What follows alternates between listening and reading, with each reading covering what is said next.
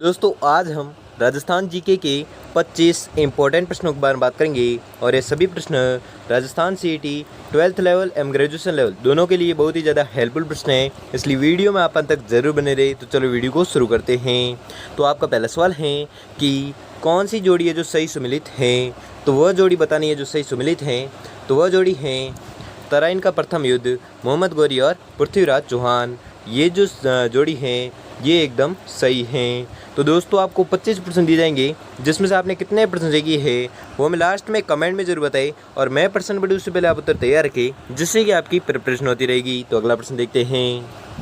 अगला सवाल है कि निम्नलिखित में से किस राजपूत शासक द्वारा औरंगजेब के विरुद्ध विद्रोह किया गया था। तो आपको याद रखना है वह राजपूत शासक था महाराणा राज सिंह। ठीक है, महाराणा राज सिंह वह राजपूत शासक था जिसके द्वारा औरंगजेब के विरुद्ध विद्रोह जो किया गया था।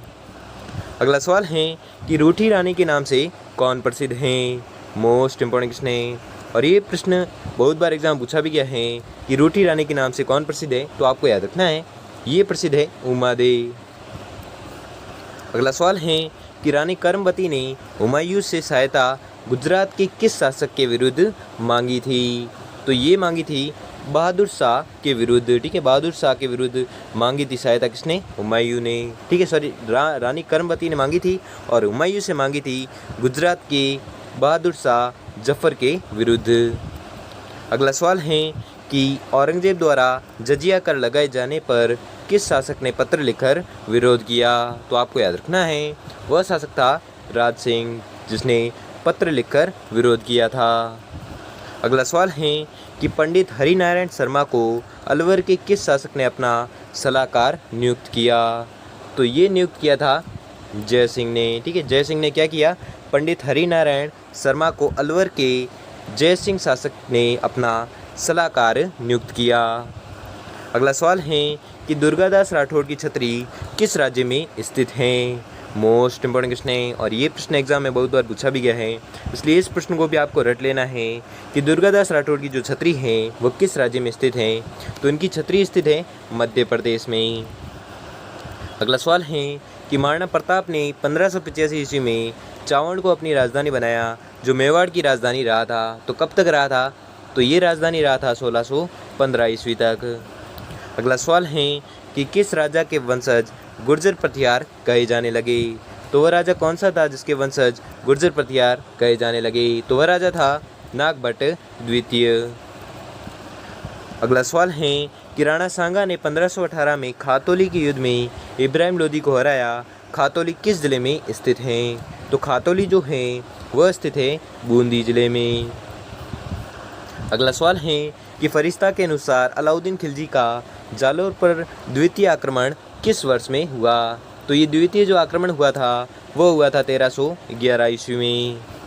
अगला सवाल है कि किस राजपूत राजा ने हरिनाथ, सुंदरदास एवं जगन्नाथ जैसे विद्वानों को संरक्षण प्रदान किया।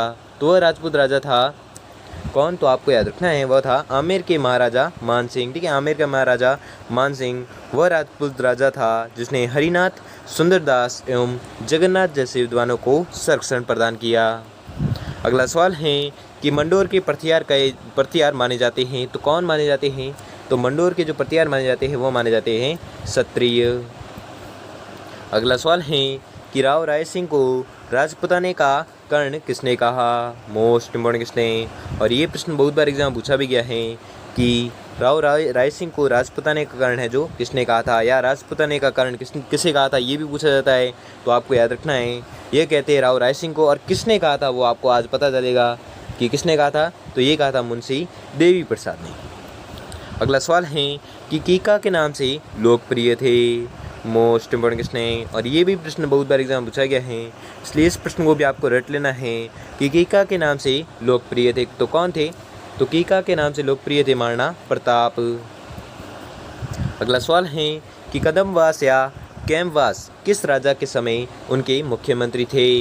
तो ये मुख्यमंत्री थे पृथ्वीराज तृतीय के समय। अगला सवाल है कि मारना कुंभा ने खालिस्तान पर विजय प्राप्त करने के उपलक्ष्य में विजय स्तंभ का निर्माण करवाया। मोस्ट इंपॉर्टेंट क्वेश्चन है और ये प्रश्न बहुत बार एग्जाम पूछा भी गया है, इसलिए इस प्रश्न को भी आपको रट लेना है कि मारना कुंभा ने खालिस्तान पर विजय प्राप्त करने के उपलक्ष्य में विजय स्तंभ का निर्माण करवाया था। तो किस पर विजय प्राप्त करने के उपलक्ष्य में करवाया था वो आपको बताना है। तो ये विजय प्राप्त की थी मालवा और गुजरात की सेना पर। अगला सवाल है कि महाराणा प्रताप ने किस वर्ष में मेवाड़ राज्य की राजगद्दी संभाली। मोस्ट इंपॉर्टेंट क्वेश्चन है और ये भी प्रश्न बहुत बार एग्जाम पूछा भी गया है, इसलिए इस प्रश्न को भी आपको रट लेना है कि महाराणा प्रताप ने किस वर्ष में मेवाड़ राज्य की राजगद्दी संभाली थी। तो ये राजगद्दी संभाली थी 1572 में। अगला सवाल है कि राजस्थान के किस शासक ने द्वितीय गोलमेज सम्मेलन में भाग लिया था। मोस्ट इंपॉर्टेंट क्वेश्चन है और ये भी प्रश्न बहुत बार एग्जाम पूछा गया है कि राजस्थान के किस शासक ने द्वितीय गोलमेज सम्मेलन में भाग लिया था। तो वह राजा था महाराजा गंग सिंह। अगला सवाल है कि पृथ्वीराज चौहान का दरबारी कवि कौन था। मोस्ट इंपॉर्टेंट क्वेश्चन है और ये भी प्रश्न बहुत बार एग्जाम पूछा भी गया है और यहाँ पर 99% लोगों को ये पता ही होगा इसका उत्तर कि पृथ्वीराज चौहान का दरबारी कवि कौन था। तो इसका दरबारी कवि था चंद्रवरदाई। अगला सवाल है कि किस राजपूत राजा ने गंधर्व वायसी के नाम से विद्वानों का एक समूह बनाया था। तो वह राजपूत राजा था सवाई प्रताप सिंह। ठीक है, सवाई प्रताप सिंह वह राजपूत राजा था जिसने गंधर्व वायसी के नाम से विद्वानों का एक समूह बनाया था। अगला सवाल है कि सुल्तान मोहम्मद गोरी को वर्ष 1191 में किसने पराजित किया, लेकिन वर्ष 1192 में वह उससे हार गया था।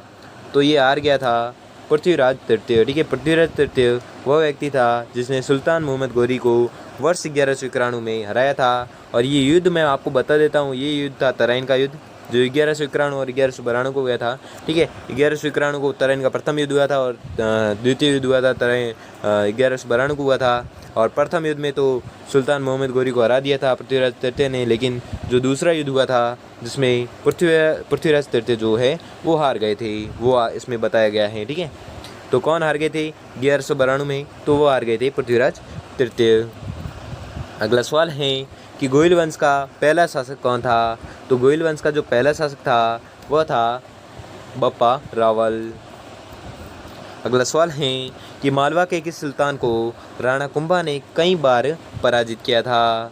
तो वह सुल्तान था मोहम्मद खिलजी। ठीक है, मालवा का मोहम्मद खिलजी वह सुल्तान था जिसको राणा कुंभा ने कई बार पराजित किया था। अगला सवाल है और आज का अंतिम सवाल है कि हल्दी घाटी के युद्ध में मुगल सम्राट अकबर की सेना का नेतृत्व किसने किया था।